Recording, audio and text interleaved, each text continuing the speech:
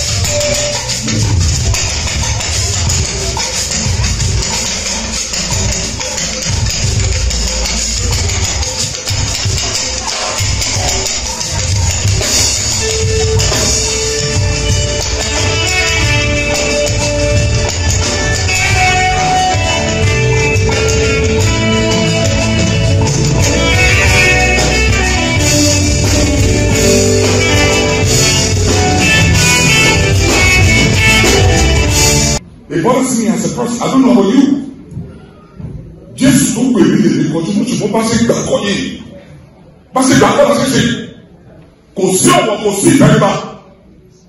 and we want to feel the presence of God. No, we are deceiving ourselves. Into what we but today, a day of harvest. To remind you and I that a day will come like this fruit have been taken from the field.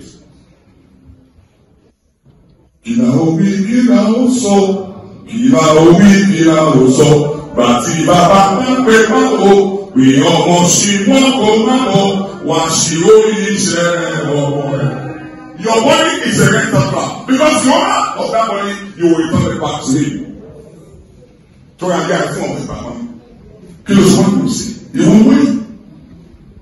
Those days when we join the church on our harvest, wòlíì tí o máa jíṣẹ́ á jẹ́ ohun tí ó. Mélòó ló tẹ̀ ń gbé láàrin nígbà tí? Food for thought. Food for thought.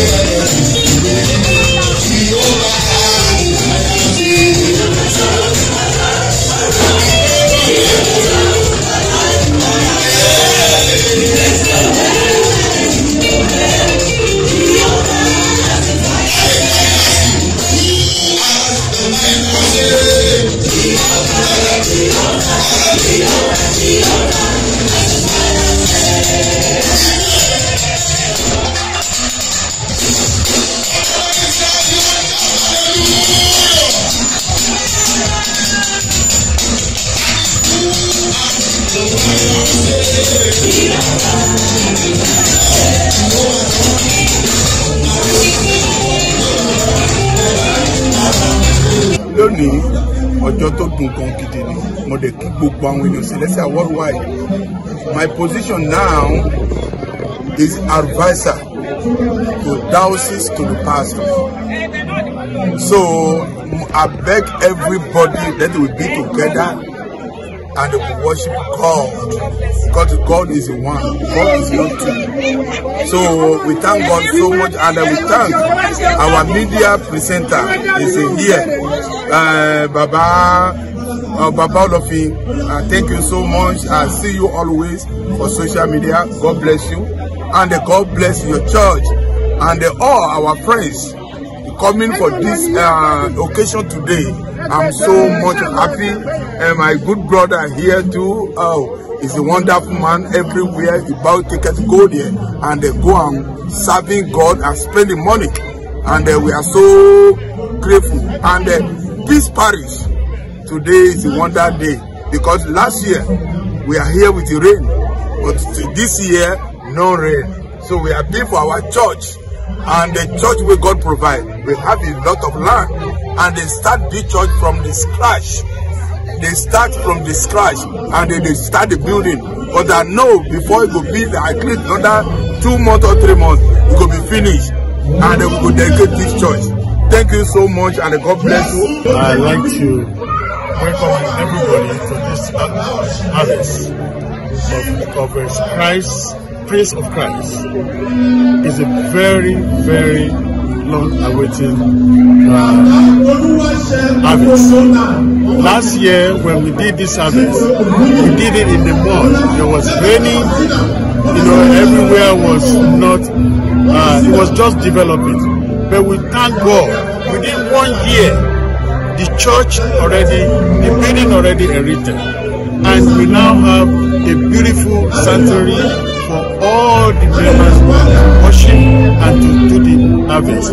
God Almighty will continue to bless this church, we continue to bless the diocese, we continue to bless this region, Region G. The shepherd of this parish is the regional evangelist of this region, and is person of Assistant Venerable Super Evangelist Oshi. May God continue to bless him and his family and the church and our new HOD. This church today is just immaculate. We have HOD, we have HOD 1, HOD 2, we have the other people, all our dignitaries and our youth. They were running around, and it's a marvelous day. We thank God, and God continue to bless his church. And I thank the editor of Celestial Television.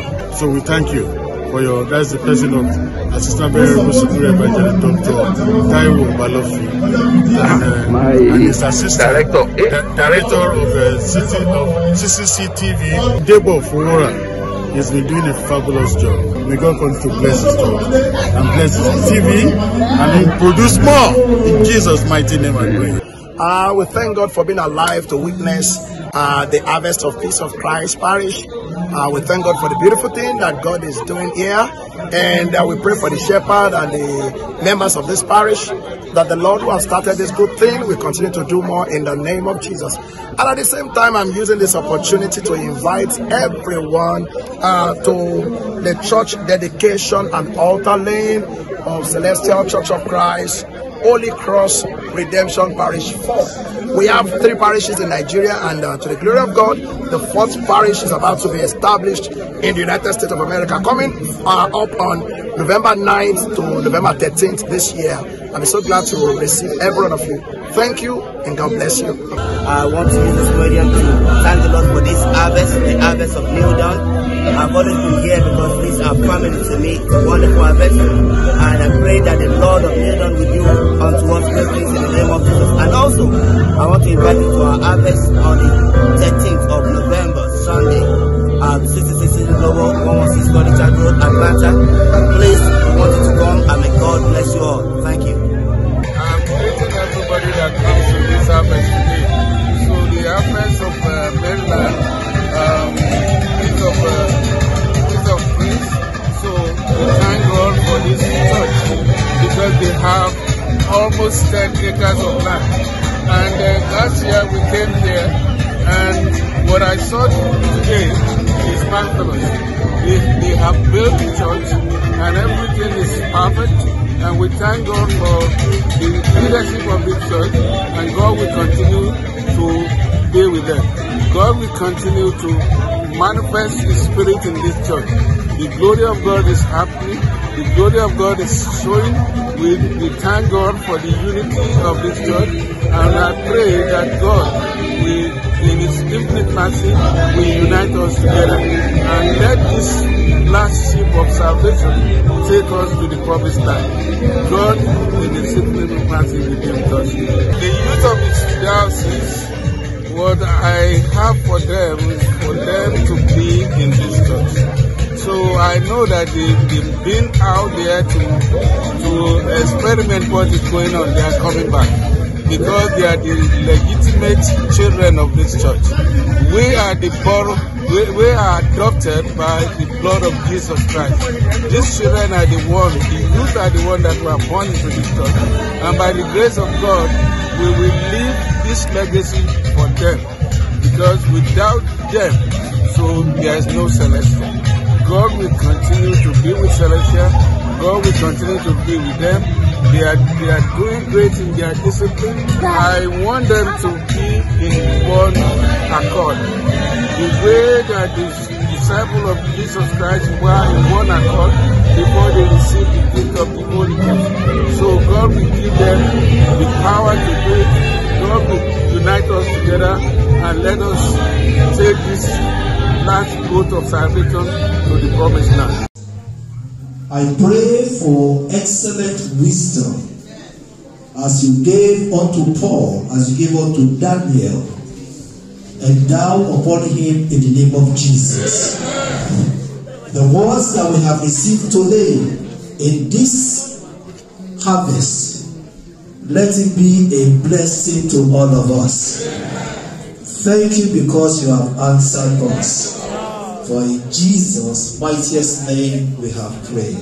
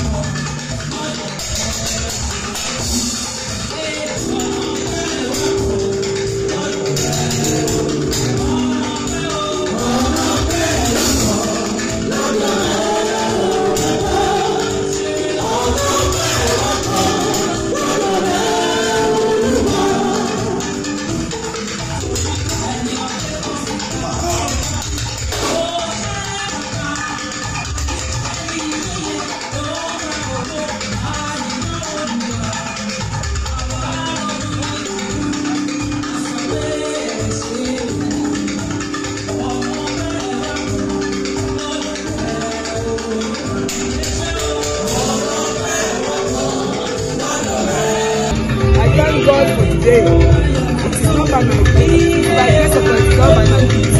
It's not by flesh. Whatever happens, everybody will come to this present over here in this land. We go with peace. Every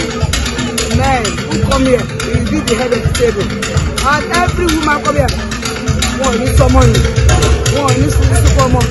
Everybody in this land, it's a covenant land that I did not want it.